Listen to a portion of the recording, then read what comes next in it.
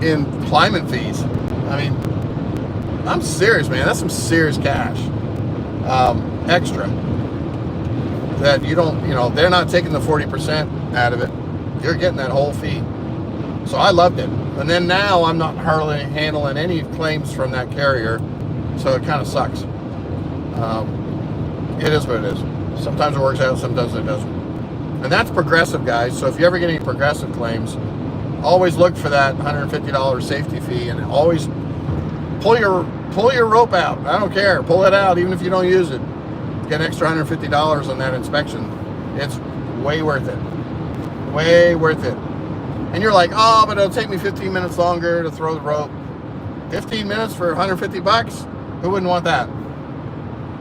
So you multiply that by 4 or 5 claims a week or 10 claims a week, it really adds up. But at that time, it was 30 claims a week because it was a big hail event. We had 3-inch hail. So, what else is new with you guys? All right. If you guys are an adjuster, put a 1 in the chat. If you guys are not an adjuster, put a 2 in the chat. I already know most of you, but we got a bunch of people in here, so it'd be interesting to see if we have any new people. 1 in the chat if you are an adjuster, 2 in the chat if you are not. All right, that's somebody new. I can't read that. Got my glasses are all messed up. Kostya, very nice to meet you. I don't think you've been in here before. Thank you. Christian, yep, you've been here before. Good, good. Very good. I love new people and I love the regulars. So I just like to know. Everybody, Eugene, very good. Ain't nothing wrong with working yet. Hey, we're coming up on good season right now, guys. Aside, yep, I knew that. Deviate for sure, I know you. So yeah, there's nothing wrong with being a new adjuster, guys. We all have to start somewhere, and we all have to get our first gig. The key to it is sticking around when the going is tough. I think a lot of people quit too early. Like I met several people in the past that I learned with, grew up in the adjusting world. We stayed in contact when, they were going to different locations and getting on different gigs. And then all of a sudden they dropped out. And I was like, I asked a couple of them, I was like, what are you doing? Like, what work did you move over to? And they said, well, the work wasn't consistent. And, and I just felt like, I needed to find something more solid. And I'm thinking, well, how much did you pursue it? Like, did you really pursue it? Did you call up those firms weekly if you weren't getting work? Did you try new firms? Sign up on new rosters? Did you read the classified ads on catadjuster.org? Did you network with people? Did you get on somebody's Discord and chat with some people and find out, who's working, who's not? I mean, there were so many things that they weren't doing, and then they wondered why all of a sudden their work stopped. And that's an ongoing business. The ongoing thing of being self-employed is that things are going to change. Like, for instance, I've lost a couple carriers since I was working, and it dramatically affected my workload. And so I had to go out and try and find more work.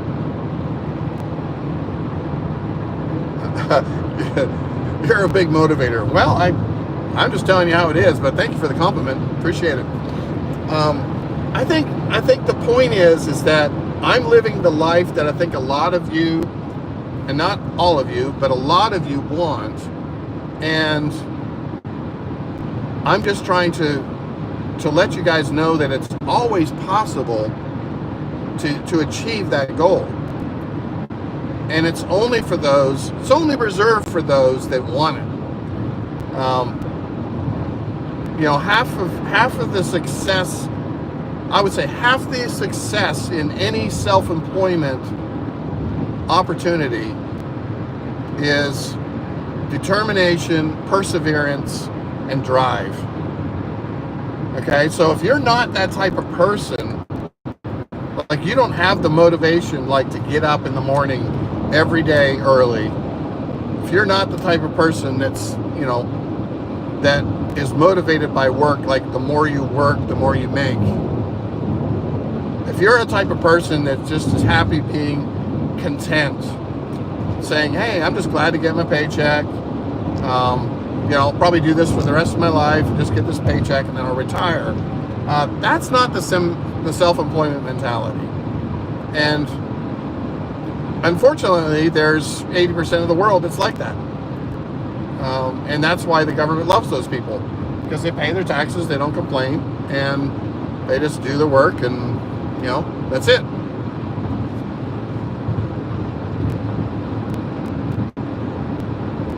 All right, so I am having a hard time using macros. I feel like it does save time for me. Can you give me some tips? Oh yeah, so I don't know where you got your macros from, but if you want help, I do sell my macros. And if you look in this link on this description, their macros are $49. There's over 400 of them. I think it's a steal of a deal. But what it's doing, macros basically are, once the insurance company tells you their specifics of how they do things, meaning, so I'm doing some drywall repair, and they say, okay, we're only going to prime the same amount of drywall that you're coming out of, even though that's not the correct way to do it, because you got to have overlap when you create a seam. So if I take out 4 square feet of drywall, there's going to be 6 to 8 square feet of drywall mud, which means 6 to 8 square feet of seal, like of primer. Well, the insurance company doesn't pay that. I don't know why. That's stupid. It's not fair, but primer is cheap, paint is cheap, blah, blah, blah, whatever. But it's not a construction estimate. They don't build construction estimates when we are writing insurance estimates. So the carrier will say, okay, whatever drywall you're taking out is how much primer you'll use. And then the same thing goes for insulation, which is stupid. I have to take the insulation out, but they don't pay for the insulation to be taken out. Why? I don't know. And this could be a wall, it could be a ceiling, could be bat, could be anything. Now, I get it for blown, because when you pull out drywall on a ceiling, the blown insulation falls out. Okay, so I don't have to remove that. But I do need to remove it, because the smart way, what most people do, is they will go up to the attic and they will find the wet and damaged drywall and put it into a bag and remove it before cutting the hole so it doesn't fall all over the floor. If they cut and it falls all over the floor, they still got to clean it up, which means remove. And then you still have to hire a tool to blow all that back into that cavity opening. And you should be paying an insulation minimum to rent the machine. They don't do it. They don't do it. I'm like, well, painters don't walk around with a blown insulation machine with them. They just put the bat in. They might do bat insulation, but they don't do blown in for free at the same cost of painting. So anyways, the macros save all those very specific line items per carrier. So I group it by carrier, and I say, okay, I'm doing Universal North America. I'll just do UNIV dash wall dry repair. I'll write that as my label of my macro. And then I'll put all the specifics for that carrier, paint mask on the walls, like, because you've got to mask the ceiling so that when you're painting the walls, you don't paint the ceiling. So they mask the ceiling, they mask the floor, so you got a square foot for paint mask. You've got your drywall repair, primer, paint, If you're touching the baseboard or replacing baseboard, you might have a repair there. Then you got to paint the rest of the baseboard. You got to paint the door jambs to match, like the casing or whatever. So yeah, so every carrier's got something different. Well, what the neat thing is, you save all of that into a macro, into a label that says universal drywall or wall drywall repair. And then when I go to use that again in the future, I just double click on that, the room that I'm working in, double click on the room I'm working in, and then double click on the macro, and it will drop it into that room. And exact same thing in for that carrier, so I won't make. The reason why I use macros is because every carrier is different. Every carrier is different. Then I save the macros for everything, for roofs, for wall repairs, for drywall, for paint, for tile, for showers, for fire. Fire is pretty consistent between carriers. But your outside siding, your window replaces, they're all different for carriers, all different carriers.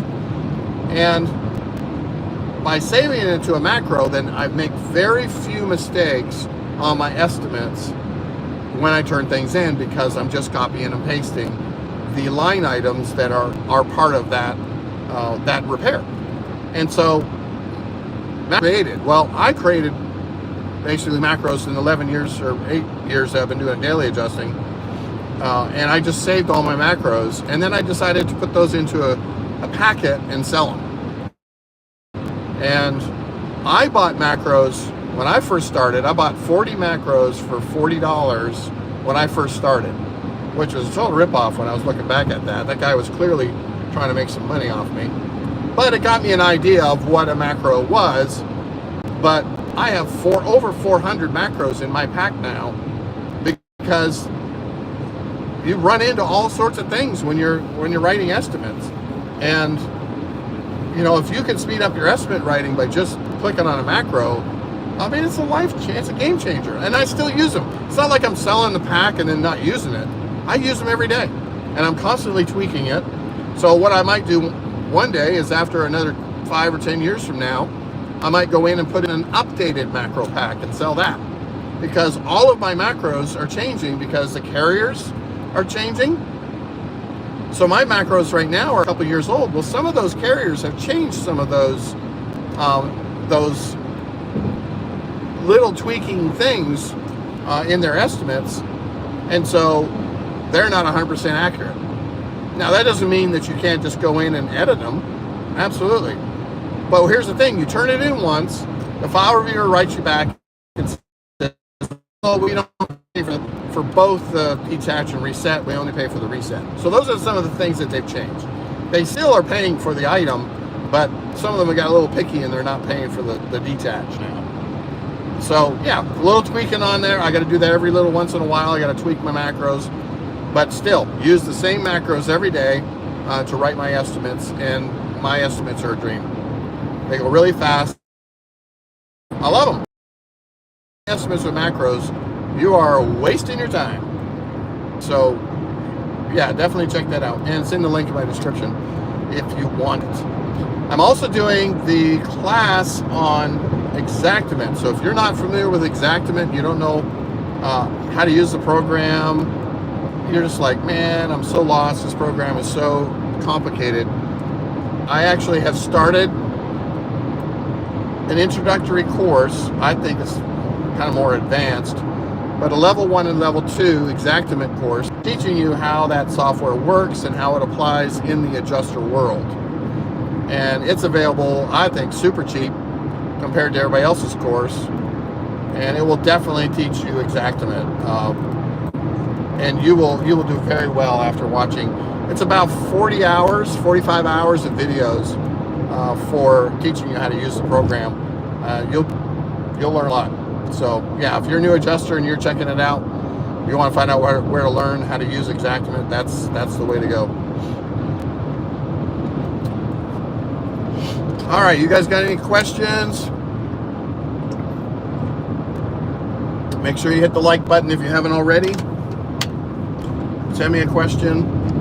I'll be happy to chat about it, because you know I'm really good at talking, guys. I can talk forever. I mean, I had my kids tell me one time, they said, Dad, don't ever be a pastor. You put everybody to sleep. So, because I can talk forever. We'd never get out for Sunday lunch. If you were in my church, we'd be there till 3 o'clock in the afternoon. So forget lunch. And you'd be there all day. You'd be like, oh, please stop talking. Yeah. So if you guys don't ask me questions, I'm just going to keep talking. And I know you don't want to keep hearing the same things over and over again. So hail season is already started. We are full-blown into hail season across the nation. Okay? There's literally, I don't think, a state that normally gets hail. I don't think there's a state that hasn't had some yet that normally gets it. All the ones that I watch have already had their big, have already had a big event, and they're just going to keep coming. So if you're not licensed, you're not certified in some of these carriers in order to work their claims, definitely work on that, because you don't want to miss an opportunity to get deployed to a hailstorm. And hailstorms, anybody of any level, whether you're a beginner, never been deployed, through seasoned adjusters, hail claims are probably the best opportunity for you to make lots of money for a short amount of time and not really die. Whereas if you had a bunch of interior stuff, a lot of water losses, or tornadoes or fires or anything like this, that is not the time to go as a new adjuster, because you are going to die, because you just don't have the skill at writing those really monster estimates yet. You just don't have that skill. And so putting yourself into that situation where every estimate's going to be 100,000 plus, you're not going to do well. You're just not going to do well. Whereas you get into hail claims, you might have a 50-line item estimate, and that's very doable for a new adjuster. Now it's going to be hard because you may not know exactly what you're doing. That's where your macros can help. That's where your knowledge of Xactimate, learning that and making sure you're, at least know how to use the program will help. And then maybe you'll be a little stressed because you haven't formed a system, you're not optimized in your scheduling or all that stuff. You don't know all that stuff. Well, that'll all come with time. But overall, your goal is to make sure you know the software, you know how to write an estimate and get it in so that the file reviewer can look at it and say, okay, can you change this? This is not how this carrier does this. And then all of a sudden you're learning how to do it, how to turn in a good estimate. And they're actually kind of lax on the estimates, more on a catastrophe than they are for daily claims. What I mean by that is they are getting hundreds of claims in a day to have to review, and they don't really have the time to spend an hour on yours, critiquing it and making sure that you got every single thing in there that needs to be there, that every measurement was right, every gutter, length was right.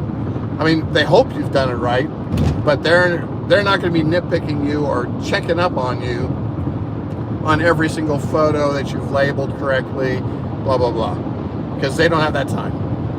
They've got to get in and get out of those reviews, because they're making money based on the reviews, and so they want to get in and out as well. So they make money on the review. So you guys are quiet today. No more questions? Am I just answering everybody's question? Like, everything is just so self-explanatory that no one has any questions. I'm just a plethora of information.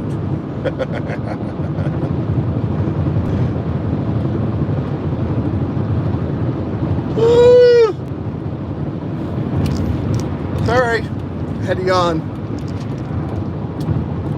I could use a big cheeseburger right now. I like cheeseburgers. We're going to talk about food. Let's talk about food.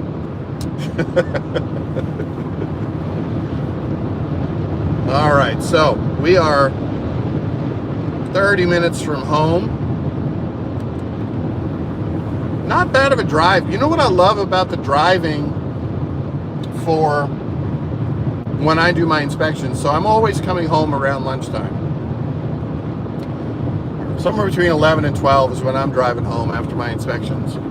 And the traffic is really not that bad. It's kind of like I'm always going in the opposite direction of traffic. And when you think about it, a lot of your traffic is going to be on your side roads and not necessarily your interstates about this time of the day, because everybody's just kind of leaving their office and going to a restaurant or something like that, and they're all on the side roads. Whereas interstate, the truckers all kind of got started in the morning. They're kind of all gone. I mean, there's occasional ones here and there, but it's not like this. And then, you know, all your construction workers have all gotten to their job sites, so they're not all out. You know, people have done all their runs to Home Depot or Lowe's to pick up all their materials to do all their construction projects. So yeah, so typically in the morning it's totally crazy because you got everybody in the world doing their thing to get ready for their day, going to the job, going to Lowe's, going to Home Depot, going to making their deliveries, you know, switching shifts, whatever. So it's crazy in the morning. So you always want to do your inspections in the opposite direction of traffic flow for your first inspection. The second one doesn't really matter much because you're going to be wherever you are and you're probably going to do something locally, so you're not doing too bad. But on the way home, which is really cool, is now all that traffic is kind of concentrated to the side roads. And it's not as much on the interstate. So getting home is very stress-free, very little traffic. I mean, I'm driving 78 everywhere I go. Cruise control's on. No traffic that bothers me at all. And I get home without any delay. And then I sit at home and I write all my reports and my estimates from home. I sit in my comfy clothes and, you know, that's it. That's the rest of the day. So it's really good. It's really good for a guy who's married. It's really good for a guy who's not married, because you could be home to help your wife out with the kids, you know, whatever. If they're, you know, if they come home early from school, or you got a little baby that's staying at home, whatever, you know, you're home more. You're home at noon. So it's a good setup to try to do all your inspections in the morning and then be home in the afternoon. And then even if it's busy, you know, I might be out till 1 o'clock doing inspections or something like that, 1 or 2, and then work till 7 or 8 at night. I'm still at home. So it's a great plan. It allows you to be home a good portion of the day, and you know, then you can pick up something for lunch on the way home or whatever, make things easy for you. But that's how I do it, and it works out good for me. That's my schedule. I've done it like that for years and years, and it's great. It works out really well. I do the same thing on a catastrophe. I go out and see all the claims in the morning, stay in the hotel room, writing all the estimates till the wee hours of the evening. And I just repeat that, do 5 of those a day, 6 days a week, take Sundays off for a day of rest and recuperation.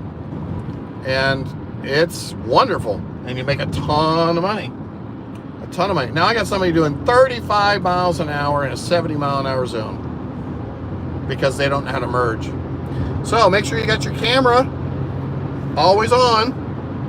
And every single time I see somebody who is on the phone talking to somebody, see, they don't know how to drive. But it's like, those are the people that cause their wrecks. They're the people that need to be careful, because, you know, you have a truck coming in there. He can't slow down from 70 down to 35 in 5 seconds. And, you know, these people are driving like this all the time. So the camera is there, and every single time I get a crummy driver, I just look up there and make sure that the red light's still blinking, make sure the thing's still working. because it has an automatic feature where it comes on by itself when I turn the key on, and then it turns off when I turn the key off. So I always want to make sure that thing's working,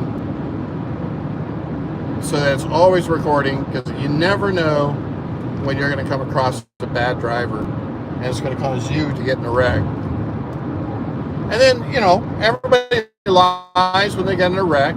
Oh, it wasn't my fault, he pulled over on me. Oh yeah? Well, why does my camera say otherwise? So if I've got a camera and it's showing me in my lane, how in the world did I hit you when you came over and hit me?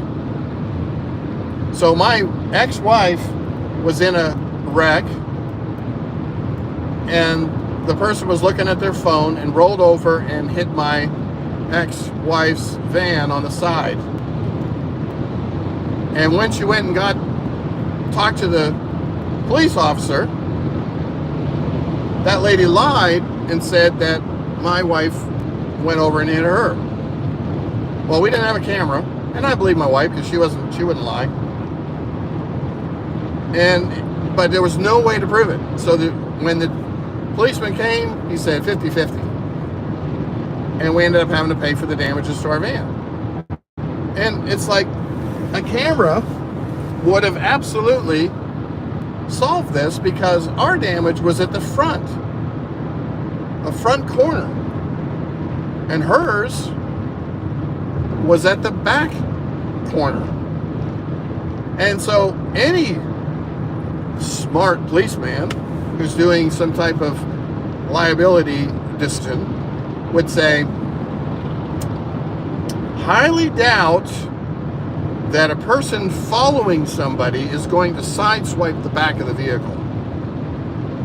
I mean, because think about it. In order to hit the back of the vehicle, the whole car has to be in front of your car. Oh, sorry, I didn't see them up on the front right bumper, a 12-foot vehicle in front of my bumper. Whereas, the flip side, a person may not see somebody in their blind spot and turn over and hit them. So a judge and a policeman should have easily seen that it was not my wife's fault. It was the person that was in front of us that hit. But a camera would have solved that and would have said, oh, the camera's right there. Yeah, see, you're in your lane. That person drifted right over and hit you. So camera is super important as an adjuster. We spend a lot of time on the road, and we want to make sure that we're covering our tail for all the bad drivers. And the truckers are bad. I mean, I don't care. You could be an experienced trucker. They still turn lanes on you without you realizing, and cause problems. So, yeah, definitely don't want, you don't want to take any chances.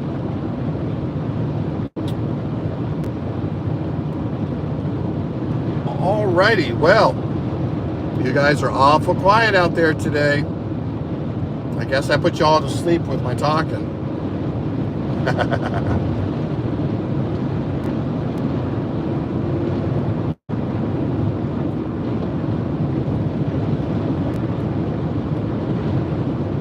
Alright, anybody any questions? Should I just stay quiet? Be like these TikToks where they just sit there and stare at the camera.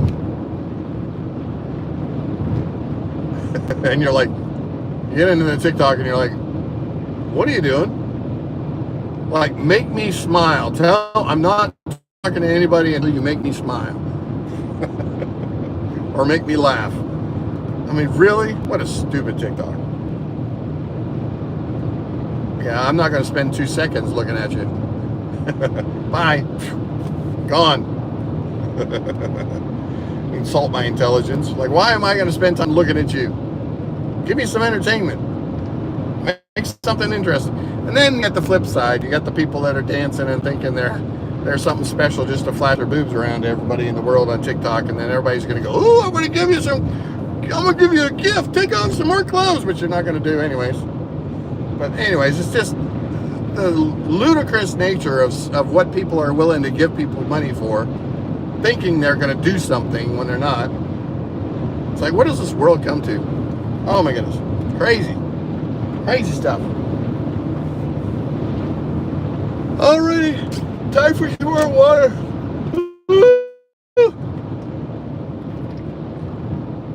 tired, but we're almost there. 20 more minutes. Guys, you gotta ask me questions or you're gonna miss out. I have to wait till tomorrow.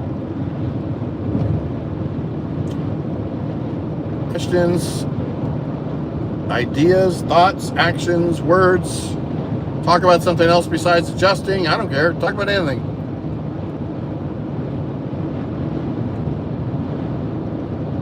Let's go Darwin. I got a bumper sticker. Let's go Darwin. Oh yeah, well Darwin's dead, I hate to tell you.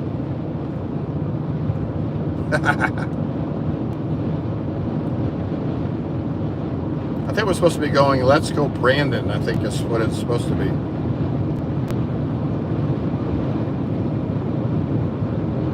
All right, so the whole world is falling apart from tariffs, right? You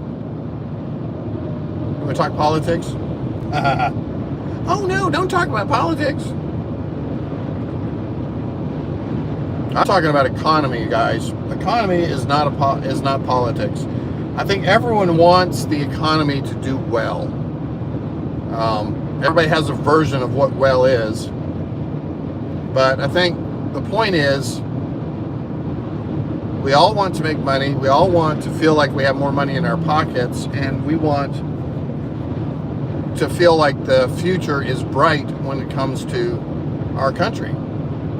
And how we get there, I guess, is relevant to whoever is the one leading, and they all have different ideas. Some people believe that the government should have more control, more oversight, more programs, more free money. Other people think that we should have more relief from all the programs, relief from taxes, relief from government intervention, allow people to be more independent, more self-employed, give incentives to be more self-employed. You know, I remember the days when they used to give us bonuses to start businesses. You know, maybe they still do that, but it seems so rare now. But yeah, that's a big benefit. If you could start a business, employ some people, and then the government's going to pay you a bonus every year for however many people you have, that's pretty cool. That's what do you call it? Encouraging small business growth, which is really good. And you know, people start pizza shops and dry cleaning stores and whatever. I mean, anything in the world to be an independent person, independent business, deli shop or a card shop or candle shop or whatever, you know. I mean, there's so many different businesses people want to start. And if the incentive is for the government to help us out, to give money for us to encourage us to start that business, I think that's really great. I think that's a really great incentive for businesses to stay in business if you can continue to give bonuses every year for a business that stays in business. Just my thoughts, but you know, the thing that bothers me most about being self-employed is we're kind of punished for being self-employed, where we pay that self-employment tax. And I look at it going, I'm not affecting all these other trades and people. Like, I'm not having to worry about a building and using up energy and lights and, you know, possible pollution with all this extra trash and whatever. I mean, I'm not doing all that as a business. I'm self-employed. And depending on the business, you know, you could say how many employees you have. So I think that the people that have fewer employees should get a relief from that self-employment tax, because we're not putting an impact on the world when it comes to all like other businesses that are causing an impact. Now they are helping to give employees work and money and paychecks, but they're also making money off of those employees too. So it's a whole lot easier for them to come up with that self-employment tax because they're making money off these other people too. You know, think about it. You know, you got a pizza guy, you got 4 or 5 pizza makers, they're making pizza. You're only paying them $15 an hour, but you're putting out thousands of dollars an hour in product. You're making a profit off that person, big time. And so they get a benefit of being able to mass produce and make lots of money with all the people they hire. Whereas me, one person, I don't make a lot of money unless I work. And I don't make money off somebody else's money. I want to make it off me. So there should be some relief for this single entrepreneur. But anyways, it is what it is. Adjusting to me financially is much better independently than becoming an employee. So if you're an employee for an insurance company, you're talking about some serious sacrificing of your time and your potential paychecks by being an employee. So you're missing out on the potential money far greater because that employer wants to be able to limit the amount of money that they pay you so they can make a profit on you. And so that's kind of a bummer. That's a real bummer. Oh, you know what? I missed all your comments, guys. I had it scrolled. I am so sorry. Oh my God. Look at all these. I had it scrolled on one of the old comments and I missed all your new comments. Oh my goodness gracious, I'm such a loser. All right, let's see if I missed them. Do you use a measure or a laser measure? I use a laser measure. It's called a Disto, D-I-S-T-O, and it's a great tool. It's I live and breathe by it. And I do not use the iPad that, let's see, for transferring all those messages or all the numbers into the iPad. It will do it automatically through the Xact app. All right.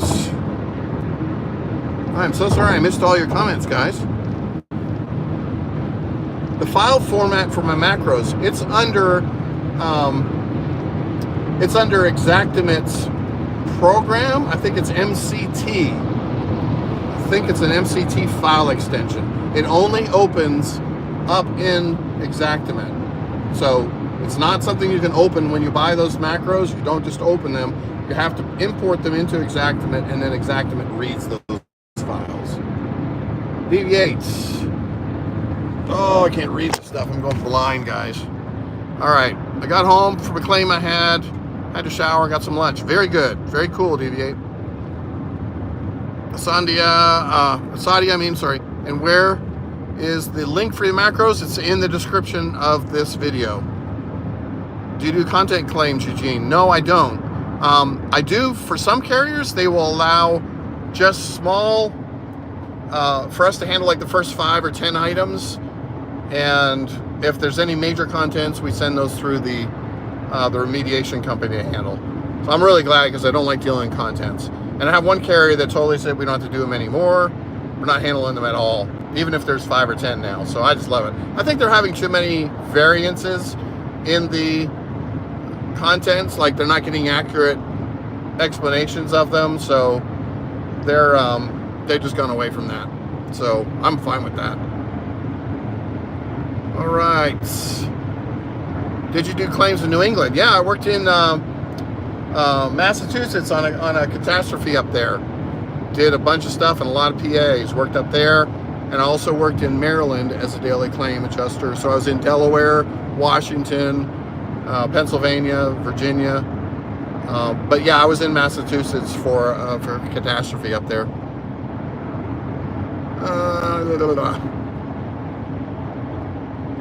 Yeah, tape measure I use also. So I use all my tape measure for all my roof measurements. So always use tape. Always keep a tape measure, because when you do a hail claim, you have to hold your tape measure and take a photo of it so they know the size of the hail. So that has to be a standard picture that you take for every hail claim. Deviate. For me, the carrier pays for hover, roof, and wall report. If hover fails, I pay for ridge, top, and they reimburse the running hurricane claims to Florida. Yeah, absolutely. If they do it, if they pay it, great. If they don't, I measure everything. I'm getting really good at measuring, so I'm going to save my money and put it in my pockets. All right. I guess you can't see your questions. Yep. You're right, TV8. Very good. I'm sorry I had it scrolled, and I was wondering why you guys weren't talking to me. Needs to scroll down. There you go. Isn't that funny? Yeah. You guys are funny. Oh, hey, I'm falling apart. Nailed it. Yep. All right, I'm current. I only have 5 minutes left before I'm home. So sorry about that, guys, but yeah, now I'm current. All right. Oh, well. And I'm talking to myself going, nobody likes me. Nobody's leaving any comments. Man, it's crazy. Craziness. All right. Well, I'm glad you guys like my lives. I'm glad you're here. I really do appreciate it. All right, John. Anyone use a scroll wheel for measuring the exterior? Google Maps. Huh. I've used the measure tool on Google Apps, on Google Map, I'm sorry, when when like a 2D report comes in and they can't get the roof report, and I need to, and maybe I forgot my measurement for the ridge or something like that. I get the flat measurements, they won't do the angled measurements. So I've used the measure tool on Google, and it's actually very accurate. I checked it one time with my measurement and then checked the Google Maps measurement, and it was right on the money, right on the money. So they got a dot, and you can drag it and get a line and get a dot. So yeah, so sometimes when you miss those measurements, it really just sucks, and this happens. Sometimes you just miss them. So love it. It'll really help me when I get out there. Absolutely. Yeah. Okay, John, same here. I use that Google Map tool all the time. Never have any issues. Yeah, it's a great tool. I'm surprised.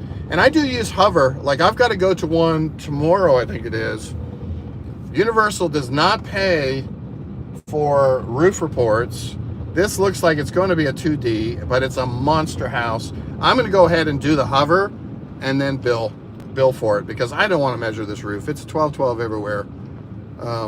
Also underlay oh yeah, I've done the underlay for Xactimate. Very good too. Definitely done that. That works really well too. I have done that as well.